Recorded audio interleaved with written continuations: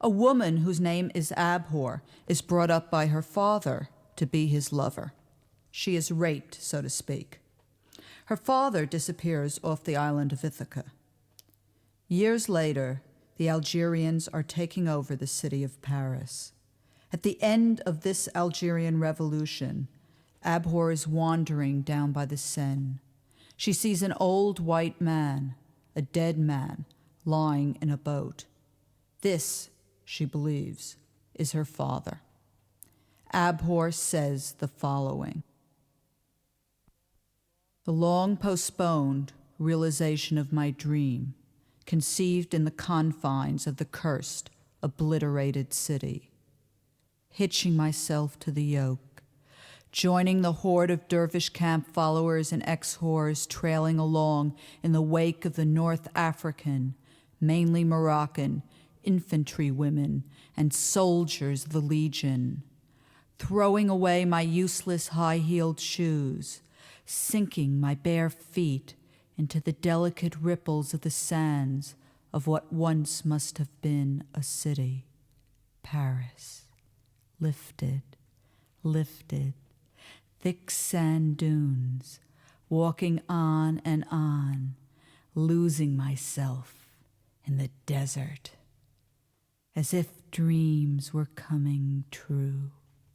My dream, finally, passing by the Restaurant de l'Union, the Matam El Juria, the Derb Sabahi, with footsteps as supple and stealthy as those of a lover whom you believe you trust, and who's actually secretly poisoning you. For what reason? As if you are still 19 years old and horny as hell. As if. This is your fortune, girl. A refuge has lent itself to 1,001 love duels. Each love was a tale, because a tale. Strong bodies have excited and refused you. This will happen again. Everything will happen again. Within some drowsy Portuguese city, whose streets and intersections are deserted, in the full heat of the sun, you will meet a sailor. His dong itself will be a rebel against its tremendous, nodding weight. As far as sailing goes.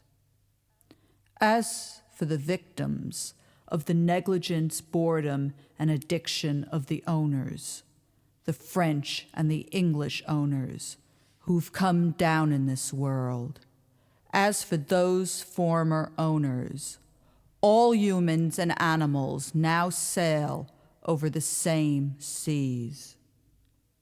You're here now, at last. I've been waiting for you for what seems like a really long time. For a second, for a minute, for an hour, for a day, for a month, for a year. I knew you were going to come back to me, to the exact spot where we first met, in a river, in my cunt. I'm sopping wet. Let's fuck on the top of this fountain, splashing the waters of hydrochloric acid into my nostrils. Daddy, pull off my fingernails. My back has been carved into roses. You scream that it's not only by you, as if you're still alive, or as if I'm not dreaming, as if I really possessed you, and you really possessed me. We tore off each other's heads and ate out the contents, then pecked out the remaining eyes, pulled out the shark's teeth and sucked opium out of the gums. My vagina was bleeding. And I said to my father the sailor, let's not be possessed.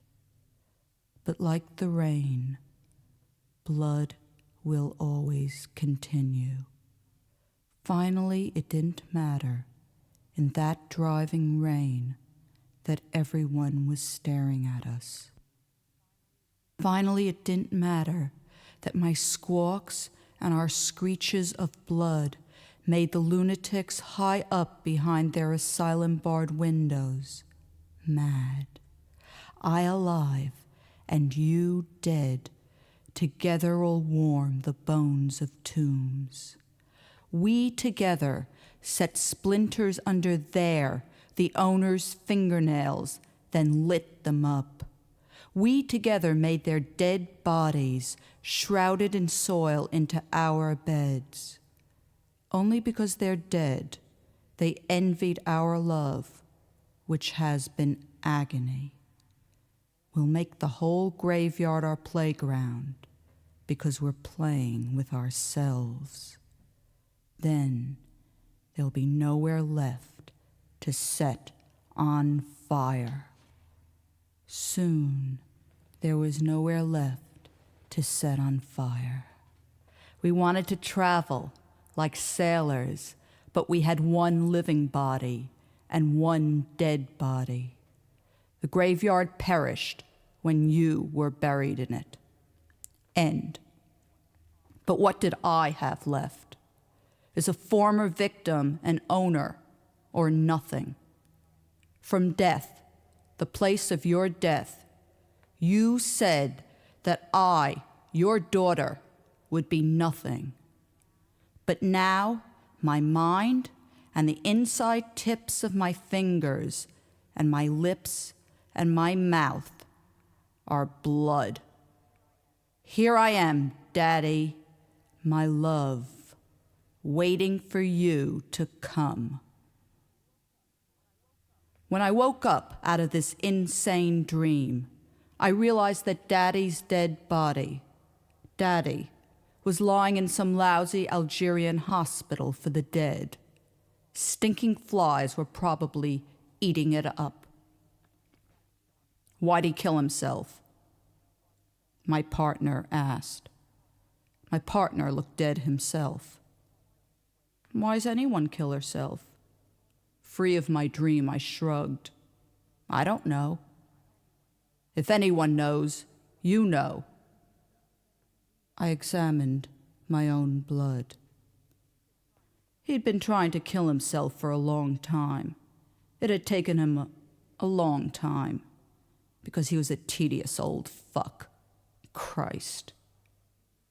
Since he was now a tedious dead fuck, the new Algerian doctors were keeping him in a repulsive hospital in order to conduct experiments. My partner and I knew that if they kept him in that hospital long enough, he'd die. I had to get Daddy out of the hospital. Biker mags had informed me that medical prisoners can escape their prisons only by faking death, in a manner such as this. Prison authorities usually bury the prisoners who they've tormented to death in mine shafts. In order to make sure that each corpse is really a corpse, they beat in each corpse's skull. But usually, instead of beating in the corpses, they fuck the corpses and leave. It's no good beating about the bush. Most of the prisoners, after they've been beaten and tormented, prefer giving head to being dead. Then, the now homosexual prisoner, who's still alive, escapes. If Daddy became dead, I wouldn't be able to give him head anymore. I had to rescue him out of the evil hospital by making him go through his own death. I told my partner all this. All I want to know is who's going to do the rescuing, was what my partner replied. He was cynical right down to the junk in his bones. Whoever gives the best head. My partner, attractive like a junkie, got the medical student who was in charge of wheeling corpses for purposes of hospital household decoration to fall in love with him. The young boy wheeled a corpse straight out of a window. The corpse was Daddy. Night. Daddy fell right into my arms. I was crying.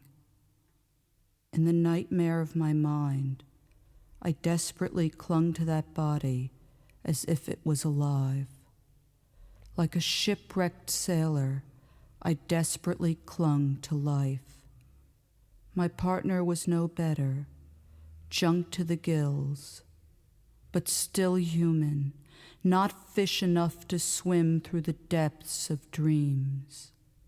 Sailors have huge dicks. Sailors have no hair and big arms. But reality is something else. Reality is enough to make you crazy. For the loss of my dear love, I scream. His rotting body lay on the concrete, cut away, slouching over, bent almost double over a stinking hole, enduring this brutal mistreatment. Stench, flies blind you, brush them away with useless arms. There was nothing to do. My partner and I went and got tattooed, carved into roses.